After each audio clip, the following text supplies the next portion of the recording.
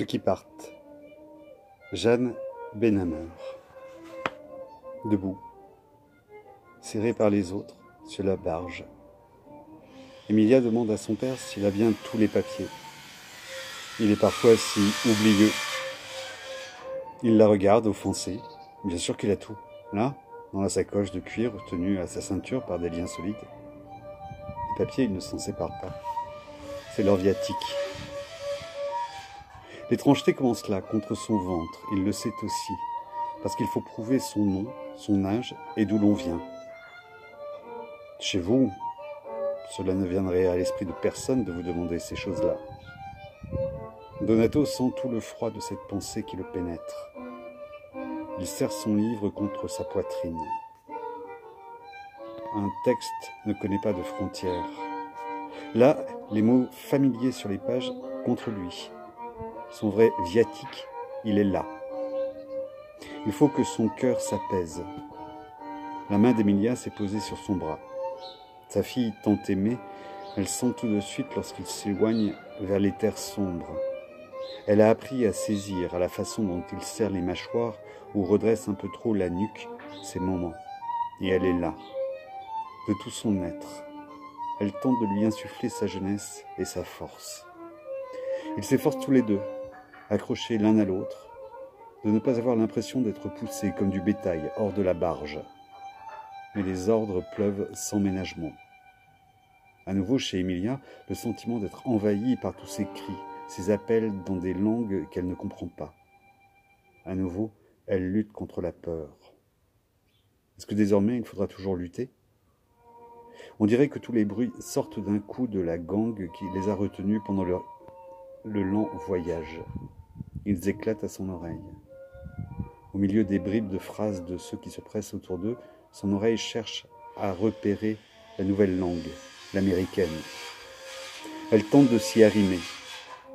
Cette langue-là est criée par ceux qui leur enjoignent de quitter la barge, mais elle est parlée, oui, parlée, pas hurlée, dans la bouche des marins qui font accoster la barge. Elle l'est aussi dans la bouche de certains hommes sérieux, en complet et veston sur le quai, et de gens qui forment de petits groupes, plus loin. Les langues des émigrés se mêlent à l'américaine, mais elle s'efforce de l'isoler. Elle a déjà appris des mots avec ceux qui revenaient l'hiver au pays.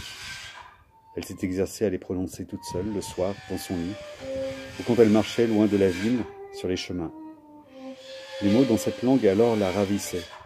Dans sa bouche à elle, c'était l'ailleurs, et elle était sûre que son visage prenait un autre air quand elle les prononçait.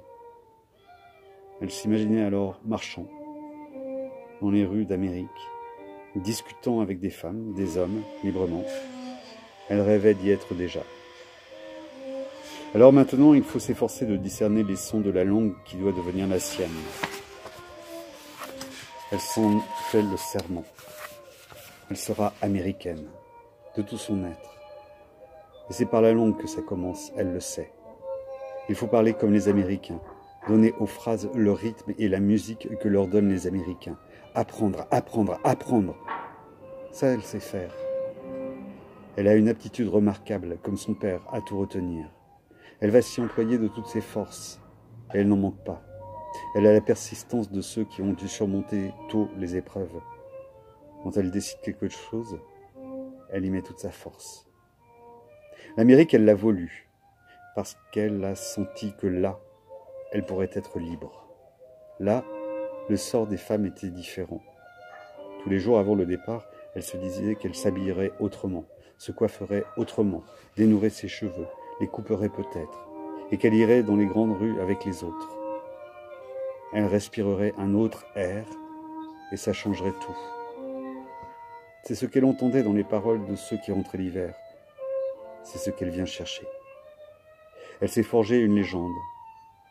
Maintenant, il faut l'habiter, et c'est plus dur. Elle ne rêve ni de prince charmant, ni de mariage. Elle rêve d'une vie indépendante, de gagner au plus tôt de quoi subsister et d'un endroit où dessiner et peindre nuit et jour si elle en a envie, sans se soucier d'hommes à nourrir, ni de maison à tenir. Elle veut n'avoir aucun compte à rendre à personne. L'argent de son père, elle veut y toucher le moins possible, quant aux bijoux fastueux qu'elle a hérités de sa mère, ceux que Grazia ne portait jamais, mais conservait dans une boîte de bois précieux pour elle, pour ce plus tard qu'elle n'a jamais connu, elle les écarte de ses pensées. Elle saura gagner son propre argent. Elle sait bien faire la classe aux petits et les intéresser. Par miracle, ce métier-là la passionne et elle n'a pas l'impression de perdre son temps quand elle éveille les jeunes esprits. Ici, les émigrés italiens ont besoin d'institutrices et l'idée de confier leurs enfants à une italienne ne peut que les rassurer. Avec elle, ils garderont aussi la langue du pays dans ce qu'elle a de plus beau. Elle peut aussi lire en latin. Son père a été un magnifique professeur. Il lui a laissé la liberté dont elle avait besoin pour aller dans les textes, mais il a toujours poussé à aller plus loin, à s'aventurer, à oser, comme lui. Emilia se ferait un passage au milieu des familles et des groupes. Quelques hommes seuls la regardent du coin de l'œil. Pour qui est-elle, celle-là? Quel Italien l'attend en Amérique? Les filles de pays sont devenues précieuses ici. On arrange des mariages de loin pour rester italien. Ils ignorent qu'elle, personne ne l'attend. Donato passe devant, il lui prend fermement la main. C'est lui qui joue de ses larges épaules pour passer. Il veut encore être le guide.